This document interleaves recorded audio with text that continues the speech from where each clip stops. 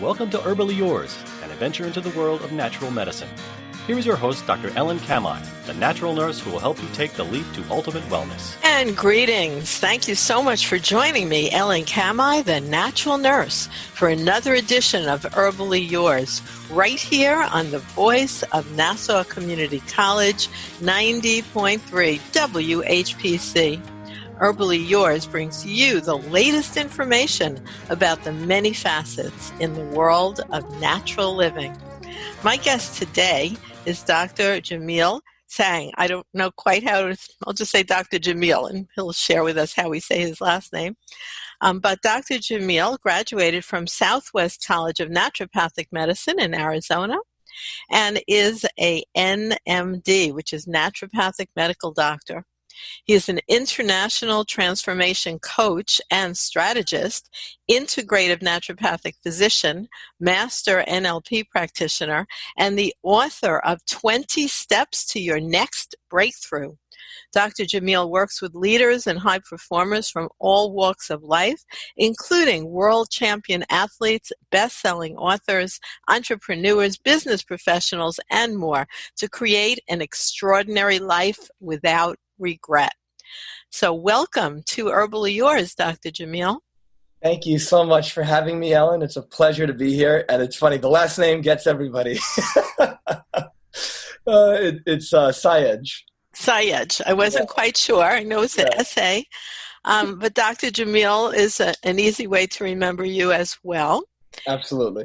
And you have Instagram, website, Facebook, all kinds of accounts, because you're electronically savvy, which is a wonderful way to work with other people nowadays. It's amazing. Absolutely. I was actually just talking to someone about that recently, that some people are uncomfortable doing the work online, whether through Skype, Zoom, phone, and because of the whole quarantine and everything, a lot of people are more comfortable with it now. So for sure, even now more than ever. So let's go back in time a little bit and share with us what led you on the path to become a naturopathic physician. So for me, it really started when I was 14 years old. I was a track and field athlete. I had a lot of health issues going on, and I just thought about maybe it was my diet. And I made some drastic changes after doing some research, and it was like the lights went on. I felt so much better, more energy, slept better. I wasn't sick anymore. And I thought, wow, there's got to be more to this. And I literally just dove in head first and spent thousands of hours over the years learning everything I could about health and lifestyle medicine, wellness, nutrition, all these kind of things. And I started working with people at a pretty young age. I started partnering with different doctors and helping them with their patients. And they were reversing their type 2 diabetes and their hypertension, a lot of their lifestyle, chronic diseases type of things. And it was this positive reinforcement for me to really continue to learn. I already wanted to be a physician at the time. My father was a primary care physician, and I didn't know naturopathic medicine existed. So I was going to go down the traditional path. And when I was 19 years old, my father had a brain aneurysm. And for anyone who's not sure what that is, think of it like the blood vessel in the brain kind of balloons out and then it pops, it ruptures. And he was in this 4-hour brain surgery with about a 5% survival rate. And fortunately, he did survive, and he survived an extra 3 years before he passed away. And in those 3 years, I was one of his primary caregivers. And during that time period, I had a lot of time to spend with him, and I also had a lot of time to study and learn and continue to research. And a big thing that came across my way was naturopathic medicine, and it felt like this was exactly what I was looking for most of my life. And when he passed away, about 8 months later, I applied, got into Arizona, and that brought me to where I am today. Wonderful personal story, and very lucky your father was to have you as his caregiver, during that part of his life. And the school in Arizona is excellent. There's only very few that are licensed naturopathic colleges in the United States, and that's certainly one of them. I've actually taught there myself at Southwest, and it's in one of my favorite states, Arizona, because I lived in Bisbee, Arizona, and my children were both born in Bisbee, Arizona, which is about 100 miles south of actually a little bit more than that. So I'm very familiar with that area. What a wonderful path that you started on. It was funny because when I, being born and raised in New York and never really went to the West Coast at all, and then I go to Arizona for my interview, it's 126 degrees. If anyone's never been to Arizona, it was like June, and I'm wearing a wool blazer, just sweating my face off. But I just fell in love with the campus, fell in love with the people, and it just felt like being home. It felt like everybody there had a very similar perspective on health and on life. And it called to me. And so I made the move out there and spent 5 years over there. So now you are a naturopathic physician, and you went further and delved into transformational coaching. What is that? Yeah, so essentially I brought up when I was 14, I kind of dove into the health world. I also, from 14 to now, I dove into relationships. I dove into all these different areas of life that I deemed necessary for a fulfilling life. And so I learned everything I could about health and relationships and business and mindset. And it led me on this profoundly deep adventure. And so essentially, I get to help people create what they really want in their life. And it feels like the greatest feeling in the world. It feels like being in the miracle business, because people show up and they share with me their biggest goals, their dreams, their challenges around their health, their business, their relationships, their mindset, spirituality, happiness, and things of that nature. And we get to dive deep and go to work on that. And when I help them see their world differently, their world changes, because we don't see the world as it is. We see it as we are. So when we have that shift, all of a sudden what seemed impossible before now seems highly possible. And then they can go out and do it, and they have these profound transformations. And so I look at it in a very holistic manner, because if I'm working with somebody, and it might be an entrepreneur, real estate investor, something like that, and they want to grow their business, but their health is really in shambles. They have brain fog, they're fatigued, and I look at their diet, their nutrition, I'm like, wow, well, that is holding you back as a business owner. You don't have the energy that you could, the mental clarity that you could, but then also their relationship with their spouse is falling apart. And then so let's work on the communication. Let's work on reigniting that spark. And now there's that expression, the rising tide lifts all boats. Let's work on all these areas of your life, and all of a sudden, every area just improves. And so that's what I look at as true transformation. And that is a holistic concept. Now, I came across you, Dr. Jamil, through Alex, and a good place to find his work and the presentations he does is at navalexpo.com. And it's a group that he has called the Science of Human Optimization, which certainly seems to fit right into your philosophy. Absolutely. When I met Alex and I found out about that event, I said, I need to speak here. This is what I do, and I think I could really contribute something valuable to people. And he was gracious enough to have me on, and I met some really wonderful people and connected with people who have huge hearts and incredible minds, and it was a wonderful experience. Yeah, he has ongoing events, and people can find them on his website. And navalexpo.com is sort of a simple one to remember. So now, since we're having our show today, Dr. Jamil, what about stress? How does that affect our health from your perspective? Many, many ways. And so I want to start that by just kind of diving into it a little more simply and say, somebody might ask, what is stress? And I want to first make a distinction. In my mind, we've got two types of stress. We've got eustress and distress. Not all stress is bad. Eustress is more like the motivating stress. It helps you grow. Distress is more of that chronic stress that people think about, the kind of stress that eats you away, the kind of stress that causes a lot of the anxieties and the health problems long term. So for the basis of what I'm about to share, I'm speaking about distress. And so the question then becomes, well, what is stress? And we have to understand that stress isn't a thing. Stress is a response.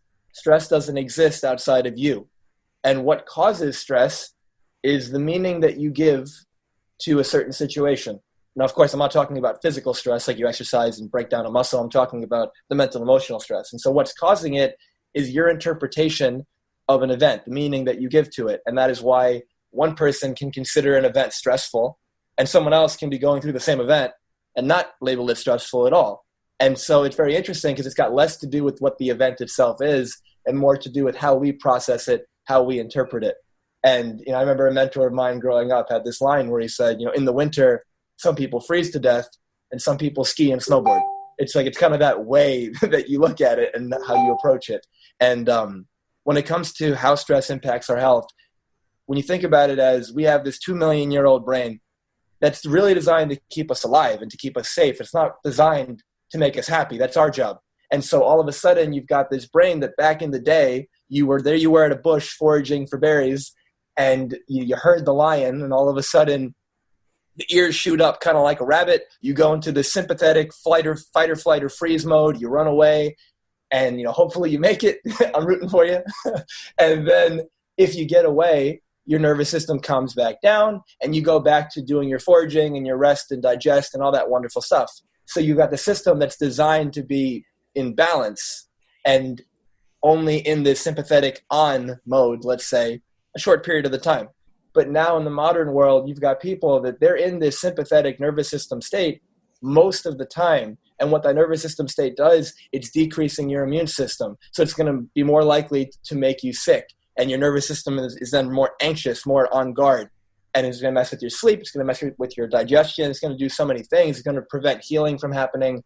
And so when you think about this average person who's got a ton of stress, let's say, from their relationship, maybe they're not happy about that. They've got a lot of stress with their job. Maybe they don't like their job. Maybe they are driving to work and they're in rush hour traffic, and that's really bothering them. Maybe they got some challenges with their health, physical health, with their kids, and so on and so forth. And so you've got this perpetual feeling as if you're being chased by that lion all the time.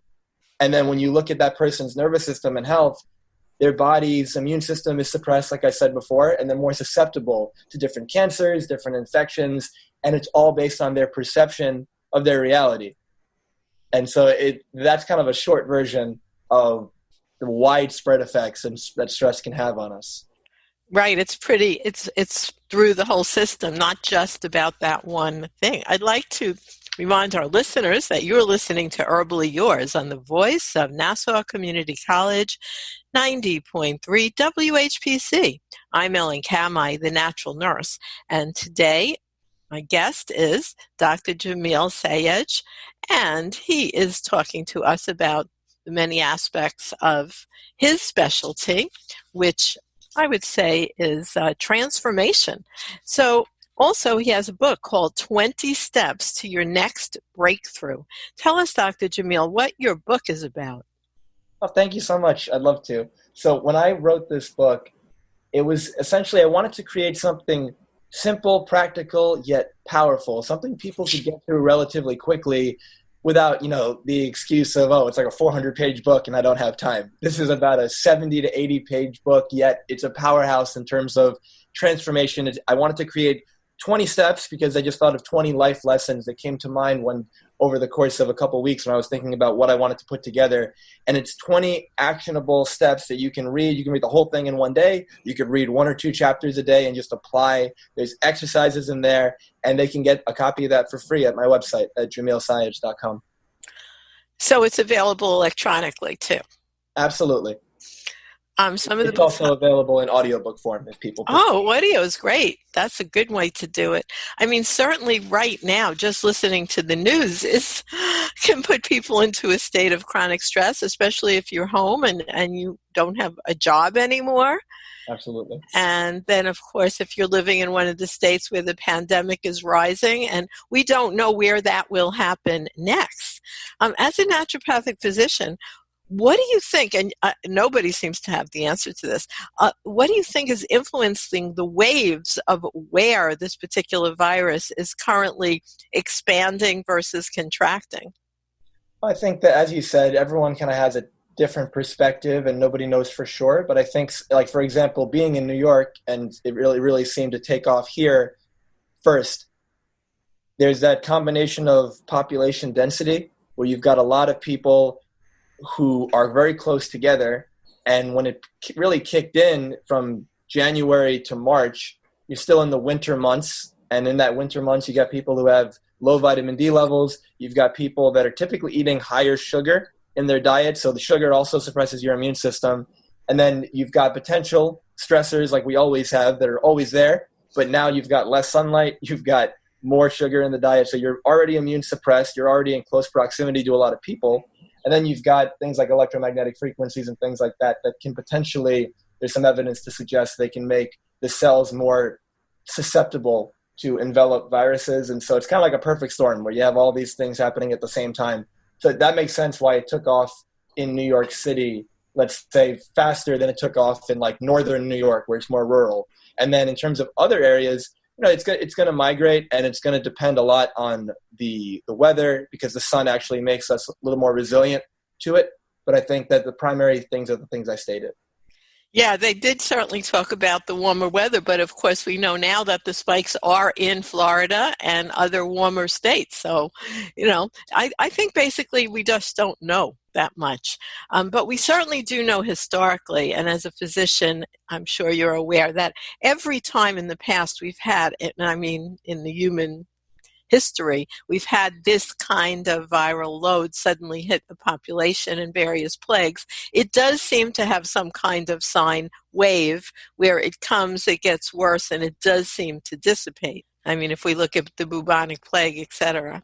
So, hopefully this will do that. I don't know how much a vaccine would be useful or not. I guess we'll see. And as you said, most viruses in the history that we've been studying them, as they mutate, they usually become less virulent. And it makes sense because think about it, like even though viruses aren't technically alive from a metaphor perspective, imagine they were, you'd be a pretty kind of weak or bad virus if you were just so strong that everyone you infected died, because at that point you can't spread.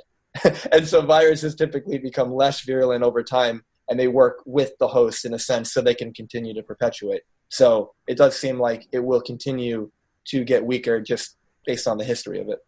Right. Well, we certainly can hope so. It's an interesting phenomenon and certainly does increase stress. And that's why if someone's feeling very stressed and they may want to take that stress, it seems that you have put together, like in your book, 20 Steps to Your Next Breakthrough, you've put together a way where we can direct that stress and actually have a positive outcome by recognizing it, changing behaviors, changing thought patterns. Now, let's talk about one of your clients. And so you can give us an example of how they benefited by using, let's say, your guidance and decreasing their stress. Sure. Thank you. So for an example, there was a woman I worked with, and she was probably in her 50s. She was in her mid-50s. Excuse me. And she had this chronic nerve pain. And it was really interesting. 13 years ago, she had a car accident, and she had some cervical damage in her spine and her neck. And she had this chronic nerve pain. 8 out of 10 felt like her body was on fire. Whole right side of her body. And it was like that every day for 13 years. You can imagine how miserable that would be. And she saw pain management doctors. She had epidural injections. She had pain medication, and nothing really worked. And eventually, she came and I got to see her.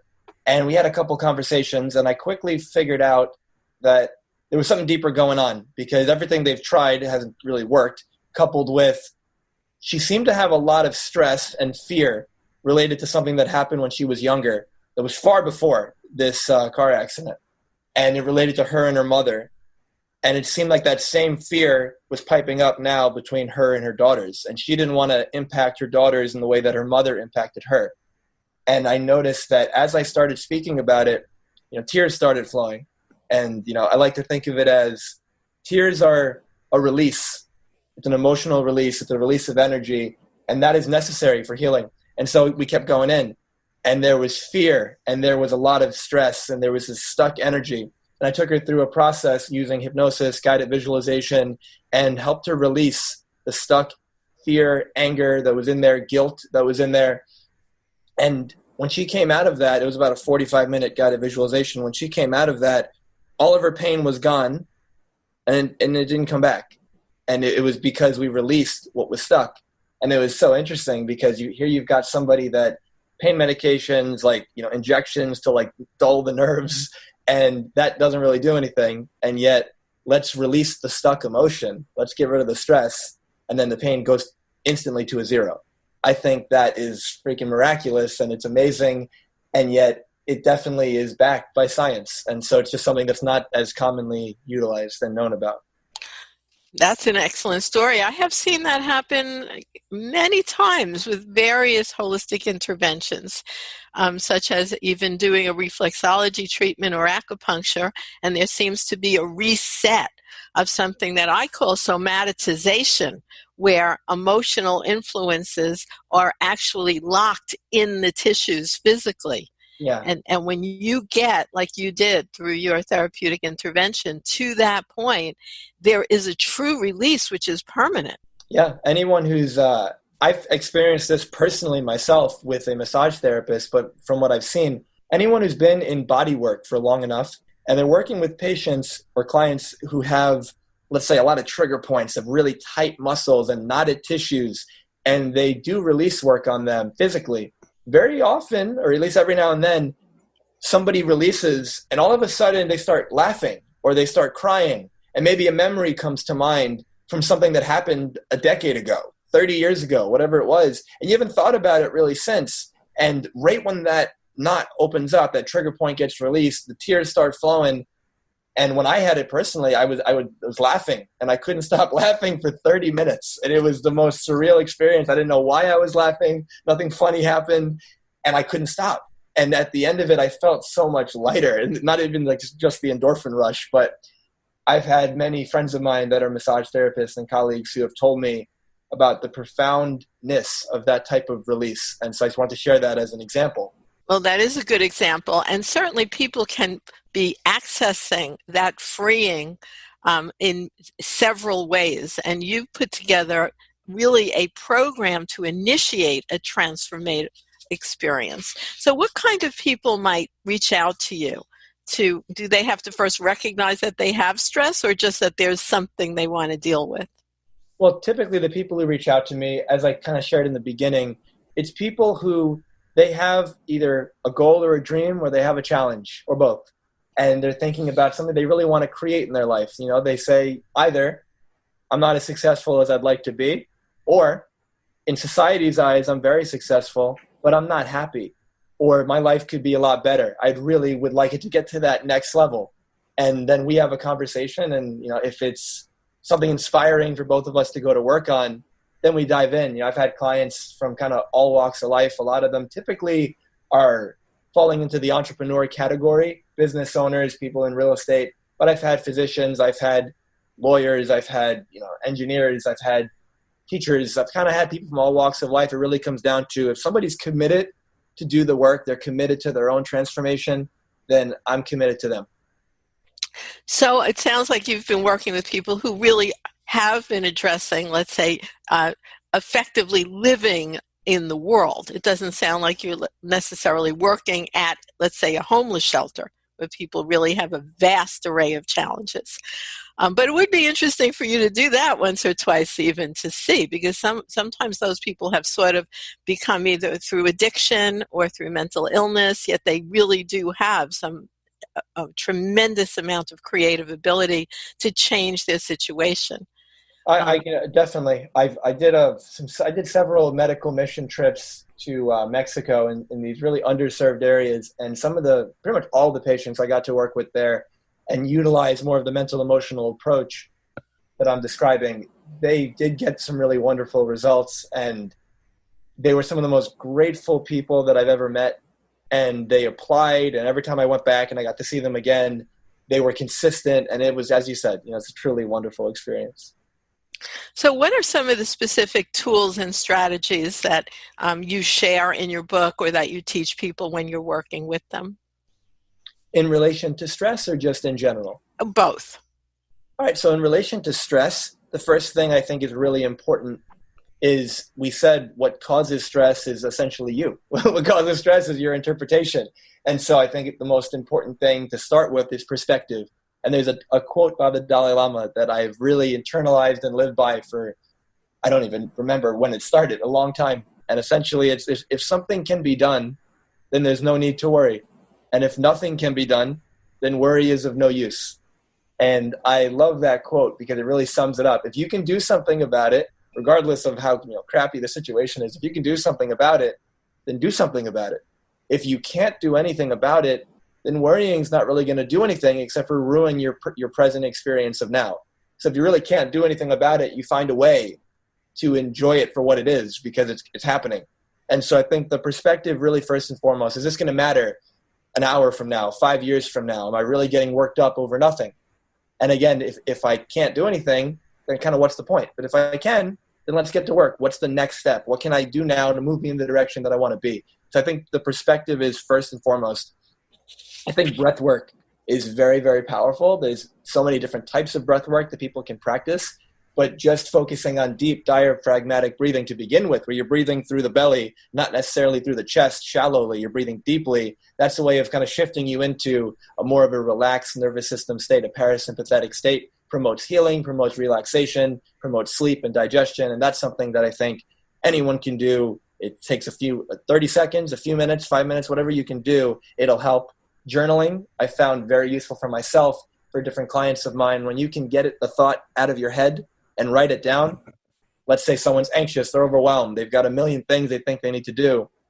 If you can just write it down, well, now you don't have to remember it. So now there's one less thing, and then there's prioritizing, getting clear on what really actually matters. Most of the time I find people are doing the small things, the things that aren't as significant to their progress, rather than doing the heavy hitting things that would really make a difference, because maybe those things appear to be scary. So they kind of put it off and they don't ever do the big things. There's this idea of start with the end in mind and first things first, meaning what's the most important thing, like rank it and do that first. And so I think doing that, doing the breath work, keeping things in perspective. And then when it comes to like the naturopathic side of things, eating well, staying hydrated, making sure you're sleeping, actually taking care of this physical body so that it can really serve you in the greatest way possible. And I know as a naturopath, you're also highly trained in herbal interventions and supplements, nutrition overall. Absolutely. Yeah. And that's cherry on top. Right. So you're saying you're not going to start there with just a whole bunch of pills, but you start with self-reflection and sort of psycho-emotional and spiritual activities that a person can use to reassess where they're at and how they're dealing with stress and other challenges. Absolutely. I look at it as, from my perspective, you have a body, but what you are is more than that. And so I can treat what you have, the body, or I can treat who you are. And I think that it's really important to do both. And I think that treating who you are is going to lead to the most profound shifts. And that's how, for example, when you get people that have spontaneous cancer remission, that wasn't by treating the body. That was by treating the person. That was by treating who they are. And that profound shift led to the shift in the body. And so that's just an example, but treating the person, I think, is first and foremost. Well, Dr. Jamil, we're just about out of time, believe it or not, but I'd like you to tell our listeners how they can find you and also how they can get a copy of your book, 20 Steps to Your Next Breakthrough. Absolutely. So again, thank you for having me today. This has been an honor and a pleasure and a privilege. If anyone is looking to first get the book, you can get it at my website, jamilsayegh.com. It's JAMILSAYEGH. On there, you can get the ebook or you can get the audiobook. There's blog posts, videos, a lot of free content that's very powerful.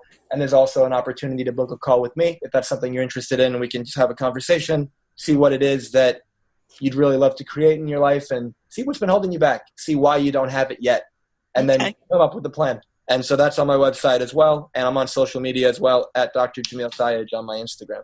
And all those links will be live on your interview posting that we'll put up if anyone heard this on air and would like to come back and visit those.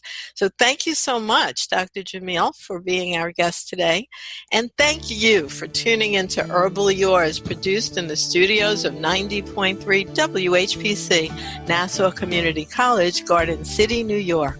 For further information, email us at whpc@ncc.edu.